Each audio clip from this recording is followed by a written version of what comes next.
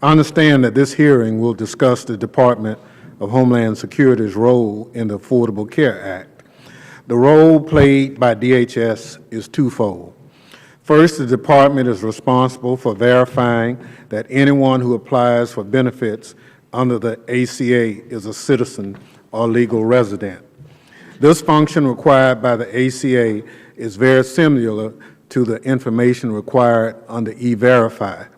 The department performs this function thousands of times each day and transmits the information to any government agency or employer that needs it. I'm sure we all remember the beginning of the E-Verify program. Just a few years ago, my friends on the other side of the aisle sought to expand E-Verify. At that time, many critics believed E-Verify was a deeply flawed program that relied on inaccurate government databases and added unnecessary costs to businesses. We called attention to flaws in the computer systems and databases that E-Verify relied upon. The deficiencies in those systems were fixed. Today, E-Verify has become an ordinary part of the verification process used by businesses and governments to assure that people are eligible to work in the United States. I do not recall efforts to repeal E-Verify because of its faults. The SAVE system used in the ACA functions is much the same way as E-Verify. It seems that my colleagues have expressed concerns about the other role DHS plays in the implementation of ACA. Those concerns have been examined at 2 subcommittee hearings in this committee. Based on those hearings, we know that DHS did not have any role in the planning or implementing the Healthcare.gov website. Some of my colleagues have indicated that DHS should assure the safety and security of the personal information placed on Healthcare.gov. While this is an interesting proposition, there is no law requiring that DHS play such a role. DHS has few responsibilities in the cyber area. First, DHS is responsible for observing, reporting, and acting upon threats to the Federal Computer Network System. Second, DHS is responsible for assuring that all federal agencies are in compliance with FISMA, the federal law that establishes benchmarks and standards for computer system security within the federal government. In sum, DHS is responsible for assuring that HHS followed the correct protocols in establishing the system, and DHS would be ready to respond if the system were hacked. But DHS does not have an ongoing role with the security of the Healthcare.gov system. If my colleagues believe DHS oversight would be beneficial in assuring the privacy and security of the information contained in the Healthcare.gov system, I would suggest that we explore that option.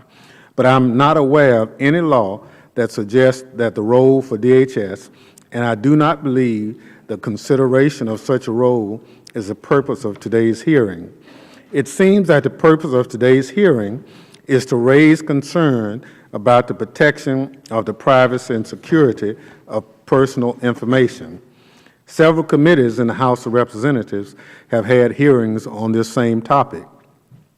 Although it's my understanding that DHS has a very small role in assuring the privacy and security of a website established by another agency, I look forward to hearing from the witnesses called here today.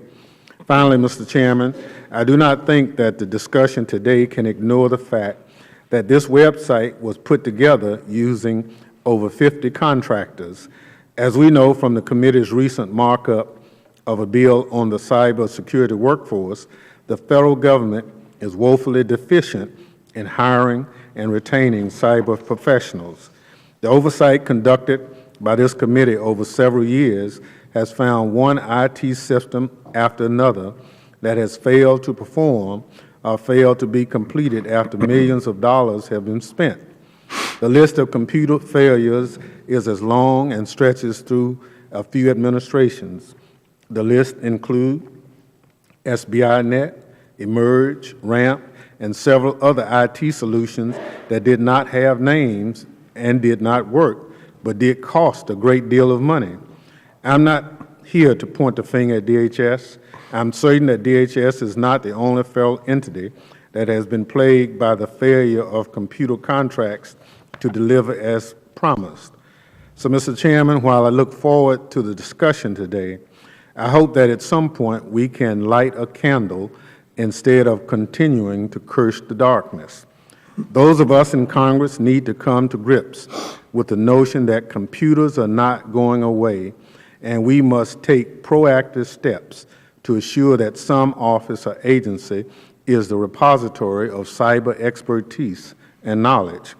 That agency must be able to advise other agencies on everything from drafting or solicitation for a computer system to oversight of the installation of the system. It must be the federal IT help desk and information library. We need to think about new approaches that will save money and work for the American people.